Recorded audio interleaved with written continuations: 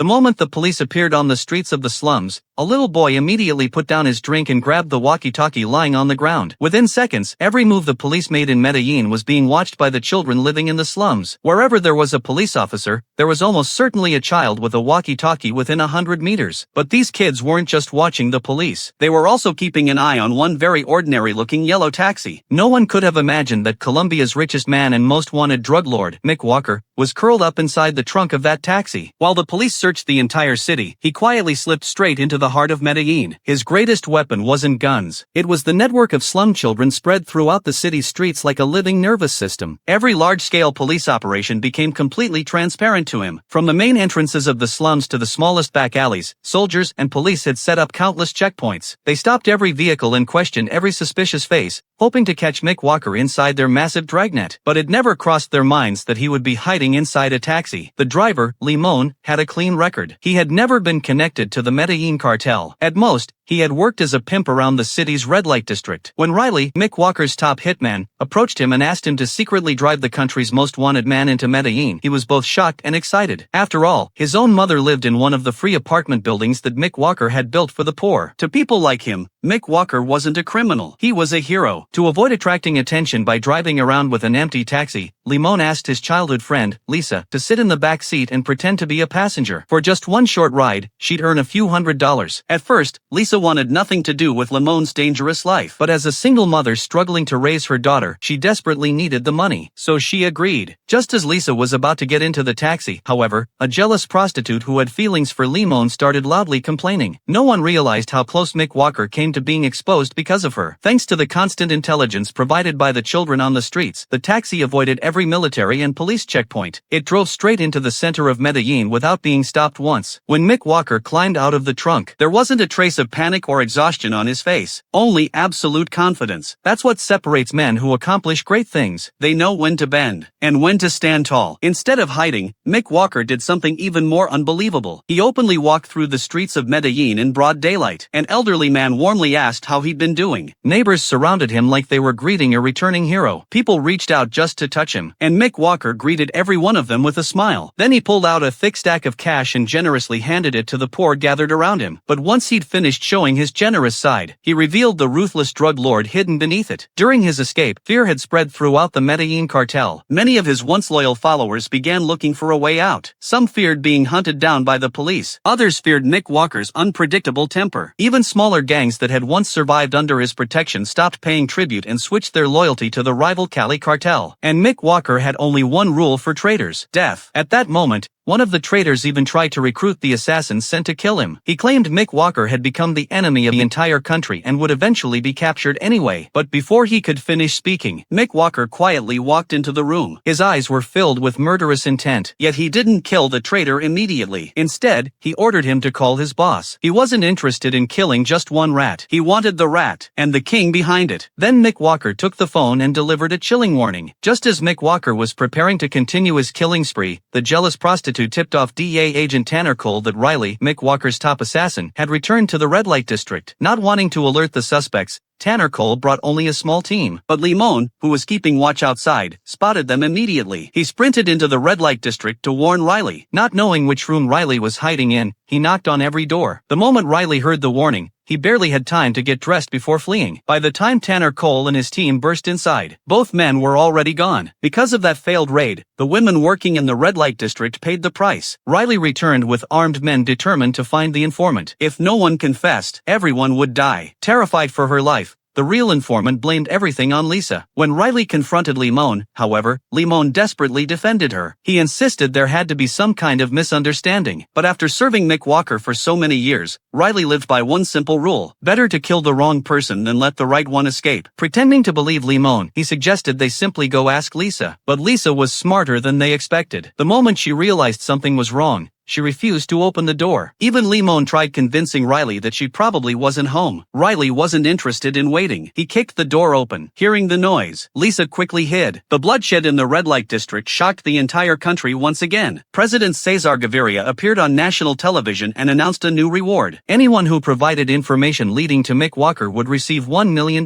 Watching the broadcast, Mick Walker finally realized just how dangerous the situation had become. But the Colombian president wasn't the one he feared most. What truly frightened him was the president of the United States. George H.W. Bush had already seen the damage Colombian drugs were causing in America. Everyone knew one thing: when the U.S. president decided someone had to be eliminated, very few people escaped. It didn't matter whether you were a president or the world's most powerful drug lord. To avoid falling into American hands, Mick Walker called in his lawyer. He wanted to negotiate with the Colombian government one last time. He was willing to surrender and serve his sentence in any ordinary Colombian prison. His only conditions were simple. The government had to guarantee his safety and promise never to extradite him to the United States. But this time, he had completely misread the situation. The president had no intention of negotiating ever again. He wanted to wipe out Mick Walker and the Medellin cartel once and for all. Soon afterward, the $1 million reward paid off. The police finally located Mick Walker's hideout. The Colombian military launched a surprise nighttime raid, hoping to trap him before he could escape. But once again, they underestimated how alert he was. When the soldiers were still nearly 2 kilometers away, Mick Walker's lookout spotted them. He immediately woke his wife and children and fled into the night. By the time the army reached the estate, it was completely empty. Mick Walker had already escaped through a tunnel built long before the raid. Living on the run with his family night after night had finally pushed him to his limit. He knew the truth now. He could hide for a while, but not forever. In the past, he had avoided escalating the conflict because he still hoped to negotiate with the government. Now, that hope was gone. So Mick Walker made his decision. He would declare war on the government once again. What kind of bloody storm would he unleash across Colombia next, with both the Colombian government and the United States aiming their guns at him? Could he strike first and keep his drug empire alive just a little longer?